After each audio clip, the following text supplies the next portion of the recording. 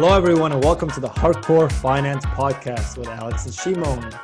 As usual, we love having you here, and today we're bringing to you another very, very special guest.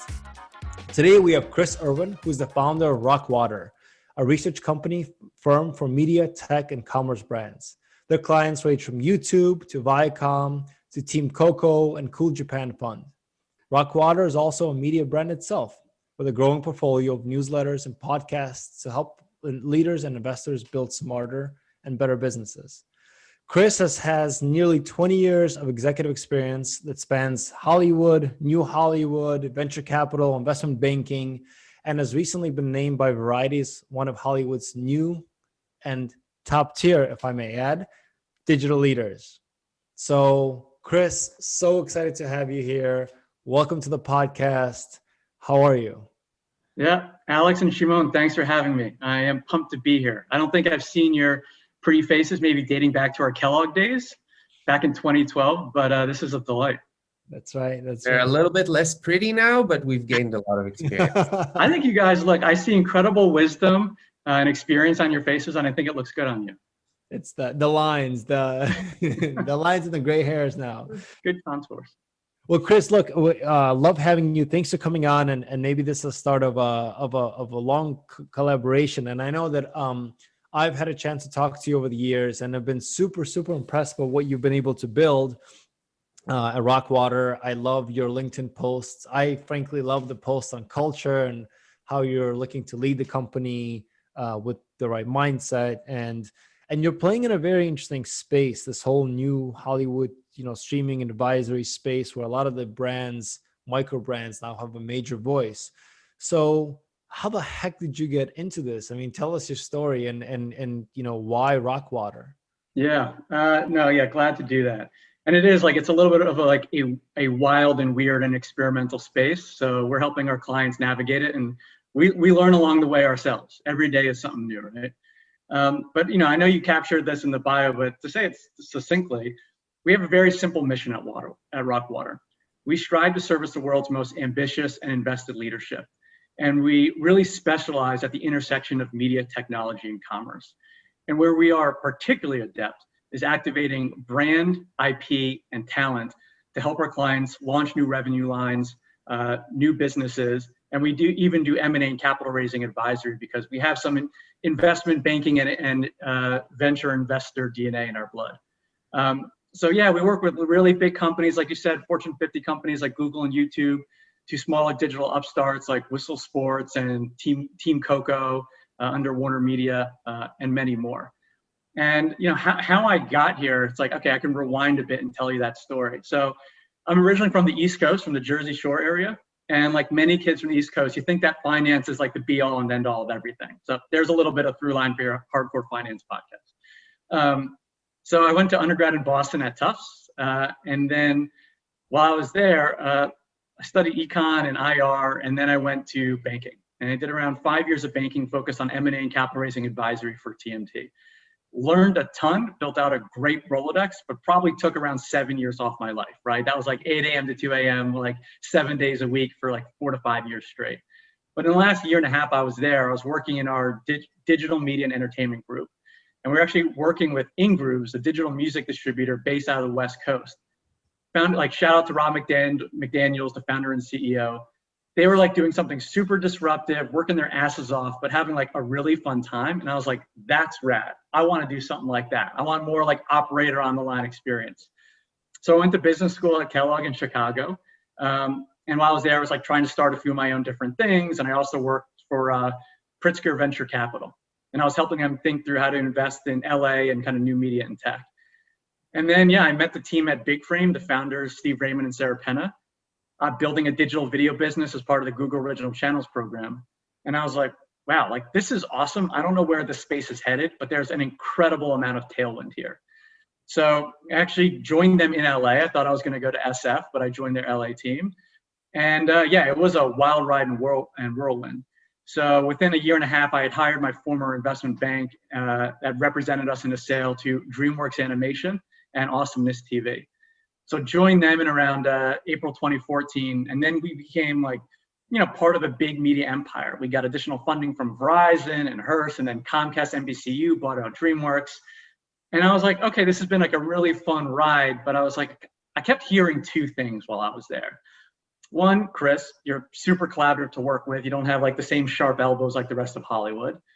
Two, you know how to build sustainably. Because a lot of founders in digital entertainment had these great visions, but didn't particularly know how to like build revenue and profitable P&Ls. And I knew how to do that. That's how I was trained. There's no other way. So I think I saw there was like a lot of bad deals that were happening in the space, terminations, layoffs, fire sales. And I was like, no, like our industry at the intersection of media and commerce can be better. And I want to enable that. So yeah, I built an advisory firm and started building out a team. And fast forward to where we are now, we advise really awesome clients. And then I think we very much believe in positive sum building. So we're also an intelligence organization where we share podcasts and newsletters to help people just think and build smarter. That's where I am today. Well, that's great. It's quite a journey. And tell us a little bit about, what are you guys focused on, and maybe as a firm, kind of how you've evolved your business, and then what are the next macro waves that you see in this, new Hollywood or new entertainment space? Yeah. Do we have 10 hours to answer that conversation? There's a lot. As much as you want, just keep it coming. So, we're going to go on record, longest podcast ever. No, that's a great question. So we really focus on all things media and commerce, but our specialty is really four main lanes. That is audio, live streaming, and then food and sports media. That's really where we have expertise and critical mass of clients, but we do love it all. And so on the audio space, like this includes everything from podcasting to like live audio that we're now seeing with Clubhouse and Twitter Spaces. But I think, so here's an interesting theme to talk about with audio. My team brought me a stat that said by 2024, there's going to be, I think, over 650 million smart speakers install base around the world. And I was like, oh my God, like that's incredible. We started diving into the numbers and we saw, I think, in the global install base now was targeted in 2020 to be around 160 million. I think reality is around now 200 million. And we're like, okay, how is this going to change audio consumption and podcast consumption, which has been all the rage and in the news with all the Spotify M&A and everything. And so I think there's part of this theme that we talk about in a lot of our work, particularly during COVID, which is like the at-homification of everything. So historically, when you think about like audio, it was really designed for being out of the home, right? Like that's where it evolved, which is kind of like similar. If you look at like kind of like the smartphone dating back a decade, really revolutionized kind of linear TV programming into be like short form and bite-sized for mobile consumption on the go. So as a parallel, I think we typically saw podcast consumption and traditional radio consumption for commuters on the home or out of the home, commuting to work, on the go, developing a relationship with like with a long form format and personalities like Howard Stern. But now these smart speakers are actually going to bring audio into the home. And I think there's going to be like three unique pillars of the different types of audio consumption that we're going to see going forward. And those include the following. They're going to be more habitual and routine based. So you think about all your routines throughout the day when you're at home. Like you wake up, you brush your teeth, there's skincare and beauty routines, you cook your meals, clean your home, DIY home projects, whatever it is, and you go to bed, right? So I think we're going to start to see a lot more audio consumption happen around those specific routines, right? Second is that we're going to see higher content density. I think when you're at home, and so versus commuting where you might be in like a 20, 40 minute or even like an hour plus ride, longer form formats. But at home during these routines, it could be micro, it could be 2 to 5 minutes or 10 to 15 minutes. So you're going to see a lot more of content density, very similar to what we see on TikTok, right? Like 30 seconds of content that's really packed into a punch. We're going to see that as audio as well. The third pillar is that you're going to see a lot of this audio because interactive with the smart speaker, be it more personalized, adaptive, and interactive. Where I think a lot of these programmers are going to understand your habits when you do things throughout the day, how you want to interact with that content. And that's really going to change the production of these formats by both traditional programmers, whether it's production houses or podcast networks, but also brands that want to reach customers at home as well. Yeah, so we see that as a really exciting new theme in audio. I don't know if you guys have spent any time thinking about that or how you listen to podcasts. Well, it's interesting. I want to come back to podcasts in a second, and then, but Shimon and I had an episode probably a few months ago. We should link to it, and we talked about value pools. I'm going to zoom out a little bit, and then we'll zoom in specifically here. And we talked about we always talk about NASDAQ versus the S&P, for example, and where are bigger opportunities. We talked about P ratios and why the increased P ratios is not actually a bad thing, but there are different underlying drivers of it. But one thing that we talked about also is that tech companies in general and tech digital transformation expands your TAM, the total addressable market. So before, let's think about call it the 1950s. It doesn't matter. But before kind of this whole internet disruption, your TAM was maybe at work, leisure, and then at home. Right. And now with a lot of the digital transformation and the cell phones, we're expanding the TAM to what you call this at-homification, where now brands can reach the consumer where in their leisure time, right? So you have much more, if you think about 24 hours in a day, in terms of our TAM hours, you probably had, after work or on the weekends, right, of your week, you had 20% of the time that was up for grabs for brands, more or less. Yeah. Now you virtually have everything but sleep because it's, personalization, at-homification. And so bringing it back to the micro, you talk about how it's like with podcasts.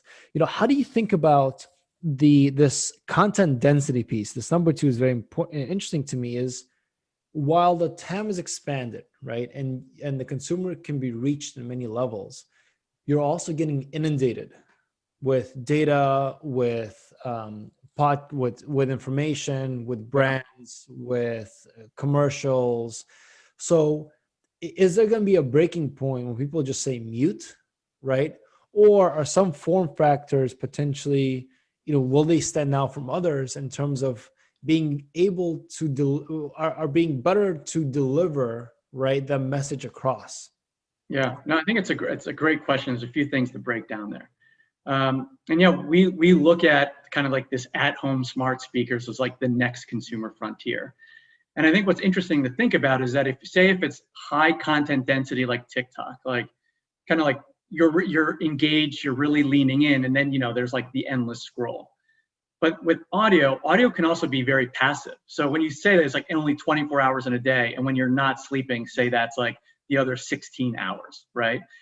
But it's not necessarily fixed because you might be able to listen to 2 pieces of content at once or watch 2 pieces of content.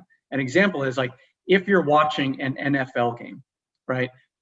That might be like your visual feed, but the audio feed from the game might be different. Instead of listening to the sports announcers on CBS, you might mute your TV and actually turn on a new audio overlay that's developed for you by a brand or a publisher that you like.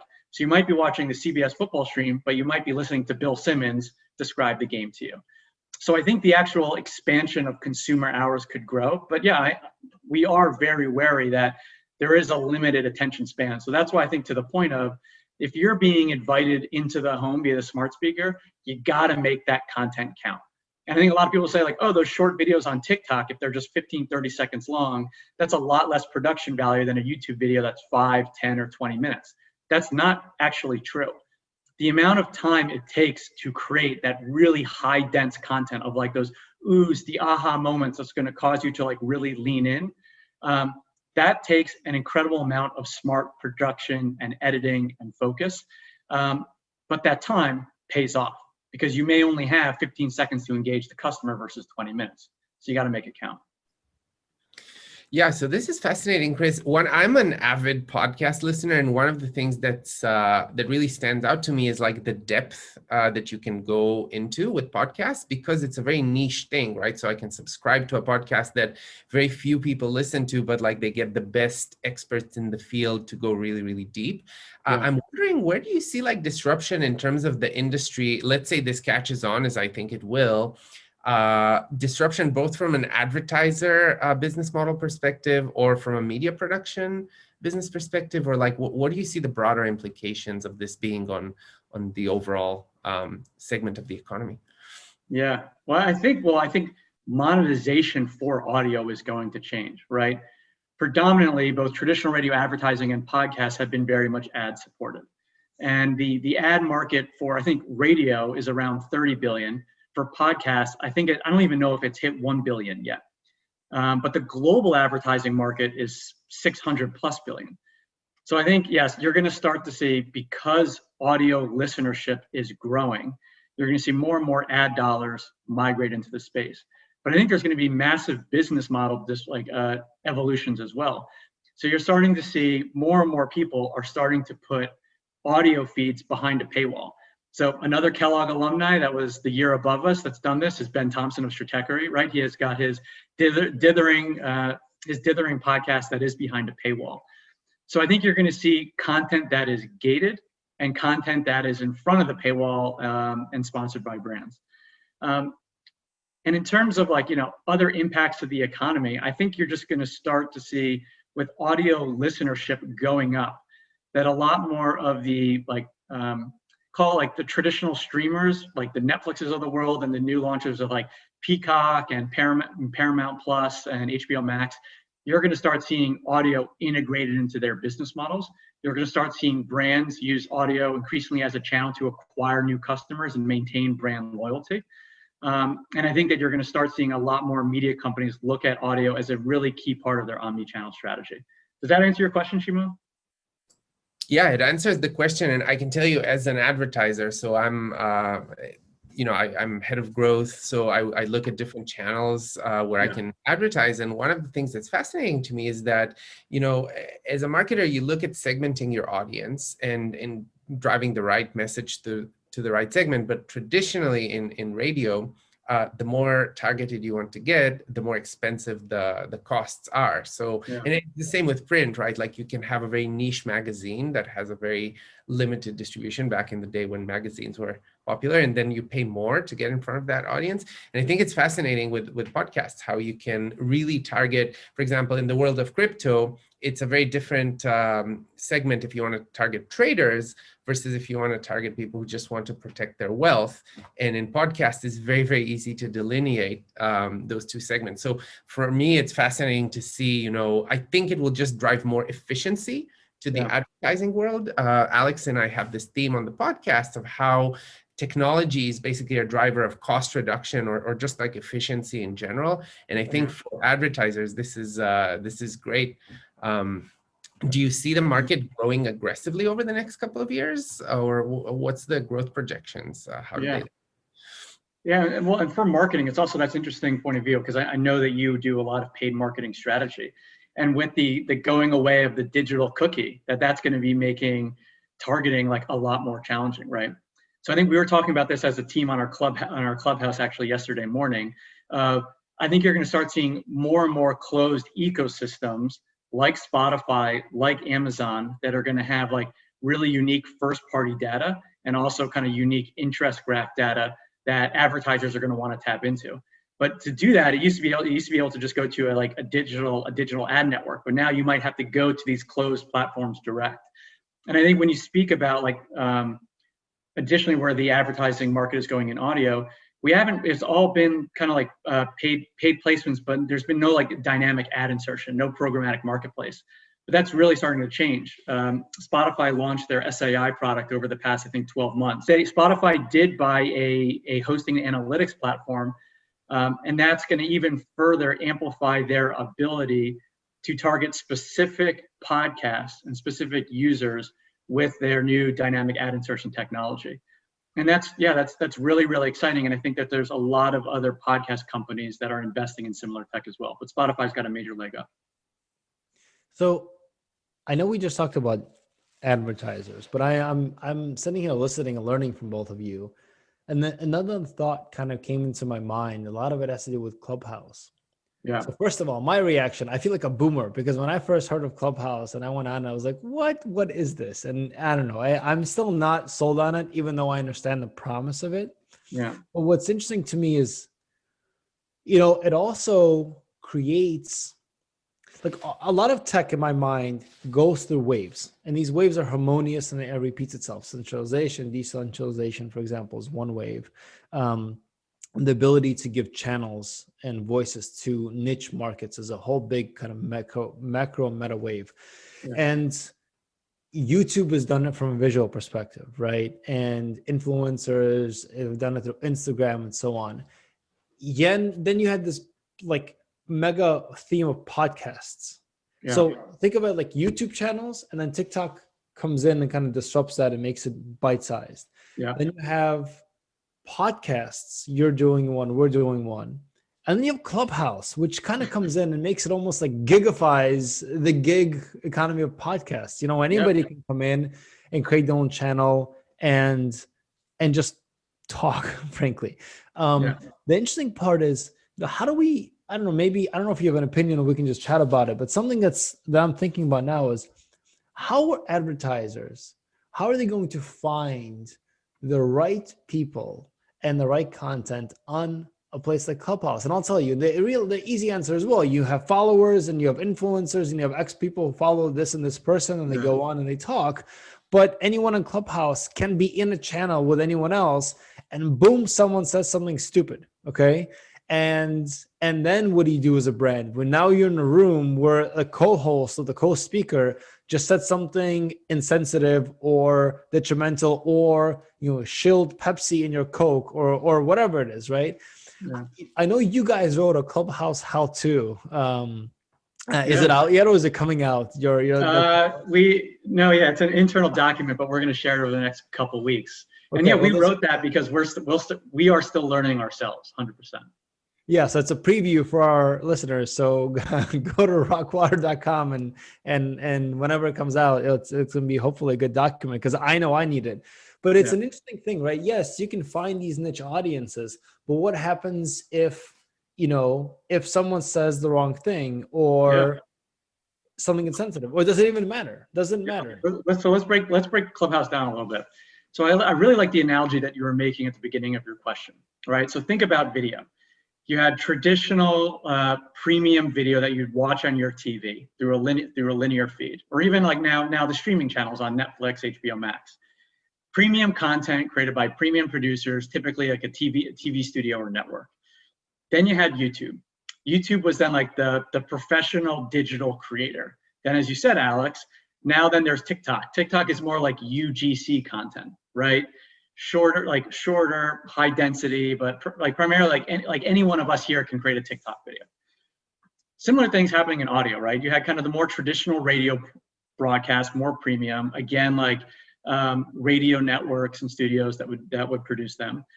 And then it's podcast. Podcast was like an even lower friction point to create audio content and distribute it. Now the next level is live audio with Clubhouse, where it's even fast. Like, what's so exciting about Clubhouse is that, because I've heard this, like, yes, even though podcasting is comparatively easier than launching a whole new radio program, it still takes work to do it right? Like, the market is getting more competitive. There's over 1 million podcasts that are out there, and I think there's like 750,000 new ones that are launching every year. And so if you want to stand out, like having your intro, having the music, having an engineer, then having to host it on like a Simplecast, like there's a few things to figure out. Clubhouse, what I tell my team is, and my friends is, you can go on Clubhouse and within literally 5 seconds of like downloading the app, you could start a room and you are creating audio content, and you can find an audience. So that's really, really exciting for the overall creator economy. But yeah, so now the question is like, well, what's the point of Clubhouse in building your brand as a creator? How is it complementary to your other efforts? How do you make revenue from it? Is it a user acquisition tool? Do you find leads for your consulting or your coaching business or your investing business? How can you actually activate brands? And what I've seen there is that I think there'll be moderators that create a room, and they'll say, hey, in the description, they'll be like, hey, this is sponsored by like Ernst & Young, and this is sponsored by some SaaS software, whatever it is. And then they also call those brands out while they're moderating. But this is like classic. The risk of live is an amazing moment. It causes, and we could talk about live as we do a lot of live streaming work. There's 4 main pillars of live, right? So the first is tune in. If it's like happening in that moment, you want to tune in because if you like miss the game day experience or you miss the concert, it's just not the same to watch it later, right? And you might miss out. Second is that it's going to cause you to lean in. When it's live, as you said, Alex, anything can happen. There could be like a total snafu. Someone could say the wrong thing. So people are going to listen and engage to that content more. And we've seen data that says people will listen to live content or watch live content 10 to 20 times longer than unrecorded. The two other pillars are connect and share. When it's live, it's authentic. So it feels like the host is like less polished, and so it's more like relatable, right? And then fourth is the ability to like connect and share. So if you experience something special, then you're going to want to share and promote that with your friends. So that's very valuable for an advertiser. But as you said, there is risk. And so how do you control for that? I mean, I think that's something that live TV and live concerts have been managing for years. And so you'll see like a little bit of the time delay. Will they bring that to Clubhouse? Maybe. But I think the answer is it's not clear yet. But I think brands are very excited by it. They are increasingly asking different peers and brand agencies, how do we get involved and how do we think through this? And I think that the platform is going to figure out the right product that supports that.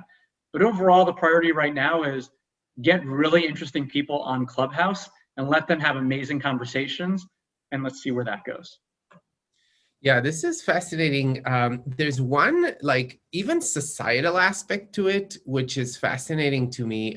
It's a thesis that there's a book called The Sovereign Individual that was written in the late 90s. And there's a guy called Balaji Srinivasan. He was the CTO of Coinbase. And he basically is speaking about how our lives are becoming more and more virtual.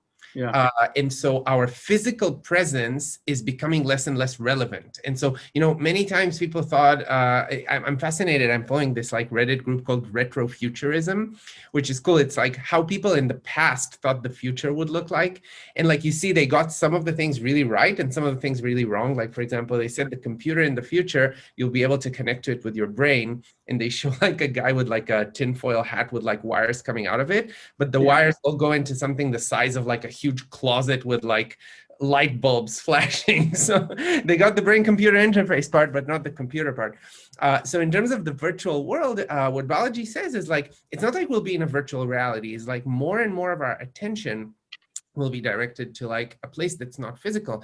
And I'm seeing this with Clubhouse. It's super interesting. First of all, when the conversation is live, you have a lot more reason to go there and like not do other things. Like, for example, if my wife wants to talk to me and I'm listening to a podcast, I'm like, yeah, I'll just pause the podcast and we can chat. But if it's a Clubhouse, it's like, sorry, can we chat in like 30 minutes because I'm listening to a Clubhouse. It's fascinating. Leads to divorce rate in the US. That's basically what you're saying. No, I think it's actually good. It's just very interesting how, like, my wife and I love hiking, so we can go hiking, and like half of the hike will chat and the other half will listen to our stuff.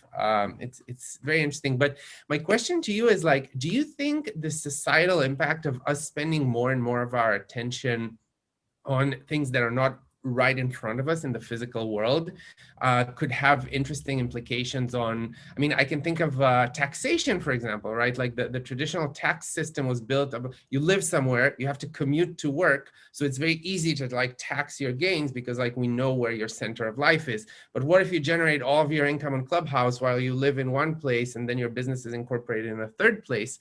It's really interesting to me, those kind of societal aspects. Do you have any thoughts on that? Yeah, and so a couple points. So one, I think what's interesting about Clubhouse is that it can cause more active listening because like anyone from the crowd can be brought up on stage, right? So if you're like leaning in, you hear someone say something interesting and then you raise your virtual hand in Clubhouse, you can then become a speaker and be participating. That's very powerful. But at the same time, it can be like a podcast. It can be very passive where you can just put it on while you're driving in the car, or maybe you're watching something else and you're like tuning in and out of it, which is what's kind of cool. But yeah, I think about like, the whole virtual economy and virtual experiences. And I think, it's a great example is like the metaverse, right? Which is kind of like having a digital identity and a digital experience of everything that you do, where there's different like economic rules. You have your digital metaverse friends, an aspirational identity that's maybe not bound by the limits that you have in your real life. And that's really exciting. And like, you look at the consumption of platforms like Roblox and Fortnite and billions of hours of experiences happening every single month, and that's growing rapidly. But I don't think that this precludes the growth of like the in real life experiences.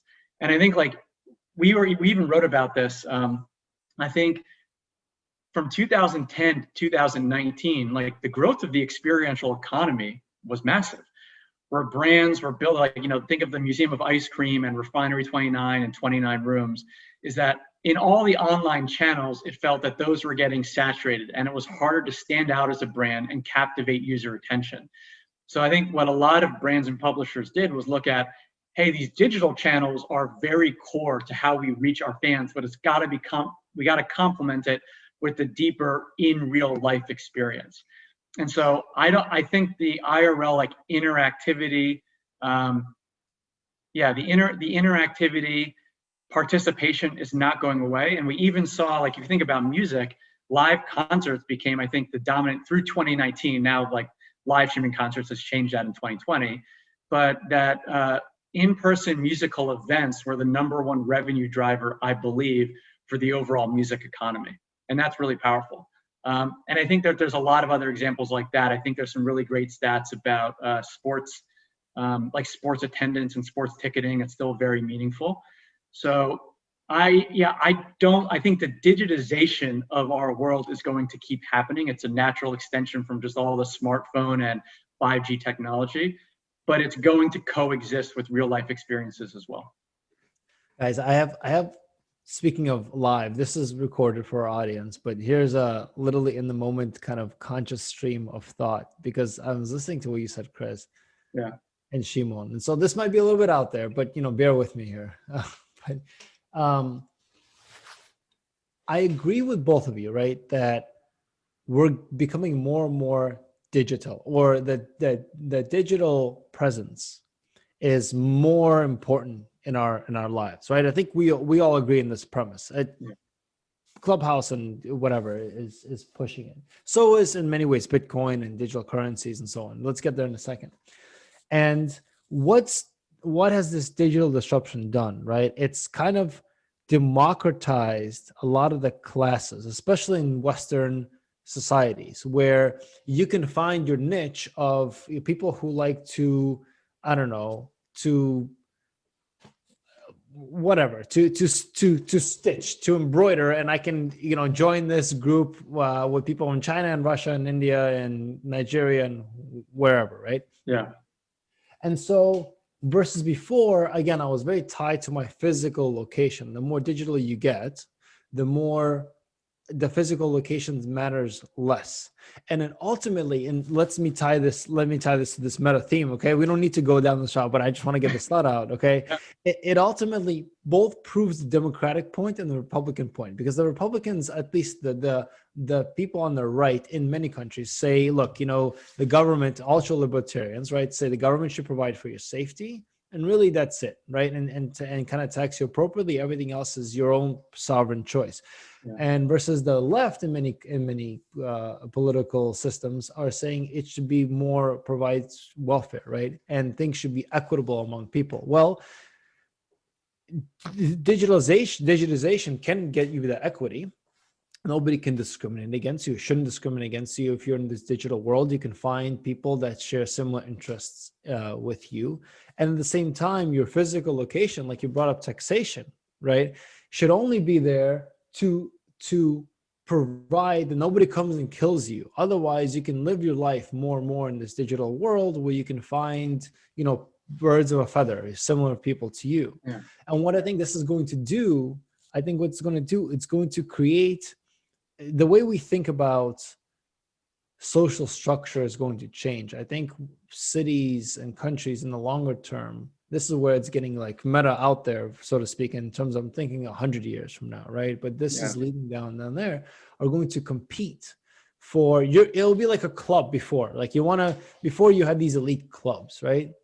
I think now you have locations. You pay in to live in a certain location and they provide your basics for you. Everything else is online in this online world. And the online world can tax you or not. Your physical tax will be to pay to live in a certain location that provides basic needs for you: clean water, food, shelter, safety, and so on and so forth. Yeah. And then you can do whatever you want. And I think a lot of these, like we're heading down there in my mind quite fast, and I'll bring it down to something a little bit more grounded. We talk about Clubhouse, for example. You gave stats that it's so much better to be live because the engagement is there. People want to understand what's happening. Anybody can raise their hand and go on stage and be part of this community. Yeah. What is to stop me? And Shimon, when you said, hey, this, the book that you're reading about this, the sovereign self. Well, what's to stop me from moving my whole life online? What's to stop me from shifting my value from fully or partly physical to fully digital? I don't care about these goods anymore. I care about my digital goods. I don't care about my physical friends. I care about the followers I get through Clubhouse and others. And where I'm going, well, actually, let me pause there because I have a second follow-on to this. Yeah. But do you guys see this shift? Because this shift it feels weird to me because I still remember as a kid biking and going to the park and playing basketball, no cell phones, but it's happening quite fast where our digital lives are much more important than likes again on Facebook. A lot of Gen Zs, by the way, if they post something on Facebook, this is proven with stats, and they don't get the likes that they want, they take the post off. I would never think about taking my post off, but people do. So your digital life and digital popularity and digital influence, I think, is becoming a much bigger share of your utility, your individual utility. Let me pause and see your reactions. And then I have a second. Because I know you guys like to step out and think like, what are the big extrapolations of this conversation? So I think you raise a great question, Alex, of, okay, in this new digital economy, how is that governed and how is that taxed and how is it regulated? And I think like, if you think back in history, right, when before we had kind of international travel, right? Maybe there was like boat travel, but then the proliferation of airplanes and internet and connectivity, something that a lot of international governments had to deal with, which is with international trade, how do you tax businesses? How do you regulate and protect them and protect the consumer? And so, yeah, that's still an evolving law, right? Which has caused like a lot of US companies have offshore bank accounts. And then remember, Trump changed the law for the repatriation. And how do you tax those dollars versus letting them sit in kind of like accounts in Ireland? That's still being figured out, and there's not total consensus there. But now take that to the digital economy, and I think like, in Roblox, there are unique economic rules, and it's actually community-based of who governs those rules, who comes up with them, and how are they managed and enforced. But I think that's going to be a big question for governments that we're going to start seeing, and also that consumers are going to raise their hands, is like, who are the major authorities right now? Like Apple and the App Store is a big one, right? So on Roblox, 30% of all revenues go through Apple. On Fortnite, the same. And then we saw the fallout, and the lawsuit between Apple and Epic Games. So I think you're going to start looking at like, who are the now governing bodies? Is it the big social media and tech incumbents? Is it going to be Amazon, Microsoft, Facebook, Google, and all of those? Is there going to be some new emerging companies like Alibaba? And what do the governments have to do? I think the reality is we all have like basic Maslow's hierarchy of needs where our physical self has to exist in a geographic place. So that's not going to change, but I do see the new invention and the regulation that is going to evolve. And I don't know the answers, but it will be fun to watch. So here's my second point to this, and I totally agree. I love that you brought this up. Yeah. So Apple, I literally just checked the tickers. 2.1 trillion, right? So I think, forget when we were in business school, but like 2 years ago, we were all saying, wow, Apple hitting $1 trillion, right? They're a $2 trillion company. 10 years ago, thinking of a company to be $1 trillion or more, 2 trillion, it was an insane thought. And a $2 trillion company is a nation state in and of itself. Some of these dystopian futures of the corporation, Apple, Google, Microsoft have so much power. And so here's the question, right? Here's the second follow-on. And this is why I want to bring up my favorite topic, NFTs, right? Because if we're going, I know this is a bubble. I know we're all kind of scratching our heads at this. But if we believe that digitization plays a much bigger factor, if we believe that this niche content that you're working with, Chris, and with your clients, and the in Clubhouse, and this gigification, at-homification, this personalization of conversations is going to become and is becoming the next big thing, why do we not believe that collectible goods are not going to be in NFTs, and even forget about art. I know there's a bubble on art, and I'd love to hear your thoughts. But what about games, digital games, and characters in those games, and a second coming of second life, if you will, right? Of being able to collect a certain whatever weapon in World of Warcraft that no one else has, and there's only 2 of them, and you have the only one, and it's encrypted in the blockchain that you have the only one, right? This is where I think we're going, and NFTs are the final push for us from the physical to the digital, where all of your prized possessions, or the most prized possessions, are actually digital. I don't know. What do you guys think about that? Now, Shimon hates my NFT love, or is skeptical about my NFT love a lot, but I'd love to hear you I'll all. chime in after Chris. Yeah. So I think NFTs are like, yeah, they're a natural extension of kind of like our digital identity and digital existence. Because now with NFTs, you're able to ascribe authentication and ownership and attribution to digital goods. So as digital goods become an increasing part of our digital economy, think of digital avatars, digital art, digital apparel, digital skins. I think we're starting to see that the copyright protections from kind of like, the traditional economies is now starting to move online, and it's enabled by blockchain and crypto technology, which is a really exciting development. I think that a major challenge in kind of like the growth of the crypto space was like, what is the actual use case for how does this work? And now that we're seeing with NFTs, like, yes, this is an applicable use case that people are really rallying behind and believe in and are excited by. And I think, yeah, like some great examples that we're seeing is like Top Shot, which is by the NBA, where you can actually own like your favorite kind of dunk highlights or sports highlights from your favorite team or player. And I think some of those highlights are now selling for hundreds of thousands, if not millions of dollars. You're also seeing a lot of digital art from people who is selling out, I think, millions of dollars of digital art through NFTs, and even big influencers. I think whether it's Logan Paul or Jake Paul, they just launched an NFT and sold around 5 million of that. So I think this is like a really exciting development for the digital economy. And I think people are really flocking to it because they're so excited to see like a relevant crypto use case. But do I think there's a bit of like hype and hysteria around it? 100%. And I think that we're going to see like the demand come down, the prices come down. But I think that I think NFTs are definitely here to stay. And I think that we're going to see an interesting evolution of them over the years. And I'm curious to see that develop. But I think yes, there is hysteria, but this is actually like a good trend for the overall digital space, and more to come.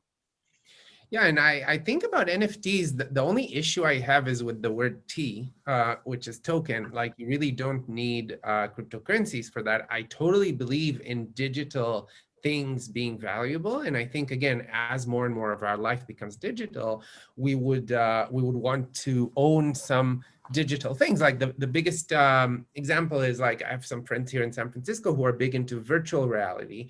And when people start spending a lot of time in virtual reality, you would have virtual reality cities. And so, for example, if you want to go to the virtual reality coffee shop, the place next to the virtual reality coffee shop, you can rent it and put a sign there, right? And it's a form of advertising. So I totally believe in that. The one thing I don't understand is you really don't need cryptocurrencies for that, because all you need is you need to be able to sue somebody if they take a screenshot of your NFT and post it on whatever, on something commercial. So that means that the physical world, like the police, the courts, have to have a copy of who owns what. And if they have a copy, then you don't need the blockchain. The only basically use of a blockchain is for something that exists only in the virtual world. Now, that being said, just like Ethereum, for example, let ICOs be a very efficient way to fundraise, NFTs with the tokens can be an efficient way to just do legal innovations. For example, you can buy the rights to something, and then you can resell parts of those rights to other people, where something like that might be very, very complicated if you go through a law firm and you have to pay them tens of thousands of dollars to structure that. Somebody can structure a token that gives you those rights, and then you can trade on that token. So I'm actually bullish on the technology, just not sure about the value held in crypto as it relates to that technology. So those are my thoughts. You heard it here first, folks. Shimon Lazar, bullish on NFTs. It's timestamped and recorded. It's going with up some big caveats. With some big caveats. That's true. We'll edit those out. It'll just be bullish on NFTs. I know that Shimon has to go, but why don't we let's wrap up. We talked a lot about a good things, but I wanna ask you, on top of how can people find you and brands find you, can you tell us a little bit about, as we say goodbye to our listeners, what are some of the cool, interesting top projects that you've done recently that you can talk about, or in general terms? If I want to come to you for a RockWater for X, what do I come to you for? Yeah. I think it goes back to the key theme of that, like right now, media brands are becoming commerce brands and commerce brands are becoming media brands. This is incredible convergence. And I think a lot of our clients are just like lost on how do you manage all these different digital channels, and how do you access new fans? How do you engage them? And how do you launch new businesses? And I think there's so many options that are out there. So you have to be smart on what's the best fit for the client. Like where's the overall macro market opportunity, but understand where each client is uniquely adept and specialized. It's not a turnkey solution for all. You got to do this unique matching. And because of all the work and the experience in this space and access to our executive network, we just have a finger on the pulse of like what makes sense and what doesn't. And I think some of the things that we're most excited about is, again, it goes back to our 4 key themes of audio, live streaming, and food and sports media. But live streaming, to quickly touch on that, just the numbers out of China, right? It was like last year it was predicted to be around $140 billion market of live stream commerce. I think the actual numbers came in closer to like 185 billion plus. It's just huge. It hasn't yet taken off in the US, but there's been so many capital raises in live stream commerce. So you have like Amazon Live as like one of the incumbents, but Newness for beauty streamers just raised, I think, 3.5 million. Maestro just raised 15 million. Whatnot, which is an auction-based live stream commerce platform for memorabilia and trading cards, just raised 20 million. The amount of capital flowing in this space just in the last month alone is absolutely wild. And this is building off a lot of more capital inflows in 2020. So yeah, we're actually helping a video SaaS client launch a live stream commerce destination platform. We're starting to get a lot more inbounds from different brands and commerce companies that want to figure that out. So I think that's really, really exciting. And then, yeah, just again, on the audio side, I was just talking with a big celebrity-led media company yesterday, and they said, we are now shifting our digital media strategy to be audio first. That's a huge, huge decision, but it makes sense because that's where the listenership and the brand opportunities are growing. So I think look, those are 2 great examples, but yeah, look, I guess I close it with we love our work. It's a lot of fun. It's really challenging. And I think the other thing that gets us really excited at RockWater is we consider ourselves we're creators ourselves. We create we're a B2B brand. And so we're building out a new website that's going to allow us to put out more content and to kind of gate it as well. So people that want to engage more with some of our unique articles and our editorial can pay to have access to that. And that's a really new, exciting development for our company over the next year. But yeah, thanks for having me on the podcast, guys. This was a lot of fun. We'll have to do a follow-up in the future. Yeah, we have to do it. And look, for our audience, we are RockWater. I really do mean it. I love the way you're structuring the company. I love the work that you do. We collaborated on a different thing a little bit ago, and I love the insights you bring to the table. And yeah, I mean, guys, we are RockWater. Chris, Erwin, thank you so much for doing this, and for our audience, comments, feedback, like, subscribe. I love the LinkedIn comments and the asks for topics, so please keep them coming, and we'll see you guys next time. Yeah, and to properly plug this, I'll say, yeah, you can find us at wearerockwater.com, and we love hearing from the community, so you can email us at hello@wearerockwater.com. Perfect. Thank you so much, Chris. It was a pleasure chatting, and looking forward to talking again at some point. Thanks, guys. This was awesome.